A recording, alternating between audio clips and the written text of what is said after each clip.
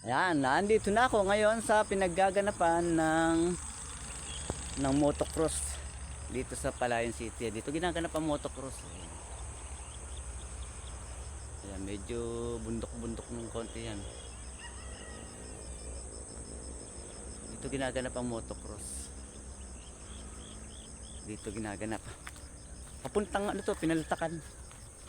May kanto ng GSP Cup. Papuntang Pinaltakan tong diretso na to. Ayan, kita nyo. Ayun naman ang kasama ni cold storage. Kasama ni cold storage. Ayan.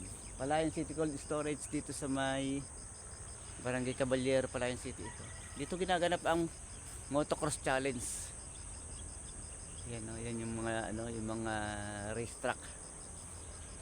Pakita ko sa inyo. DJ Efren ng Heart Radio FM. Ayan, dito ginaganap ang motocross challenge. Medyo pakita ko sa inyo. Ayan, maaga pa naman, papasikat pa lang ang araw. Dito to sa Barangay Caballero, kasi dito yung kasama ni cold storage. Pwede kayong bumaba, makababa kaya. Nilinis na, mukhang nilinis na. Malinis na. Malalim pala ito. Ayan. Oh.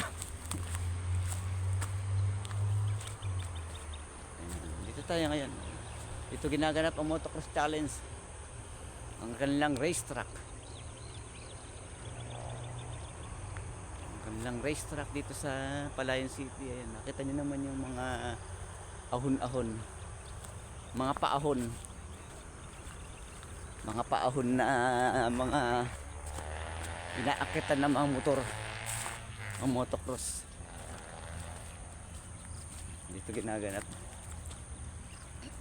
Ganyan tuwing December, yung foundation ng Palayan City ginaganap yun. Ang motocross challenge. Ito ang kasama ni cold storage. Kasama ni cold storage. Nakita niyo naman yung yung pinaka building ng cold storage ko ito. Sa likod ko. Ayan. Palayan City Cold Storage. Ito naman ang racetrack ng motocross challenge. Kita niyo yung mga racetrack.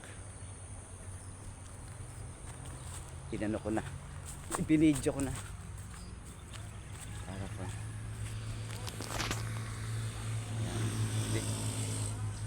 DJ Efren, thank you.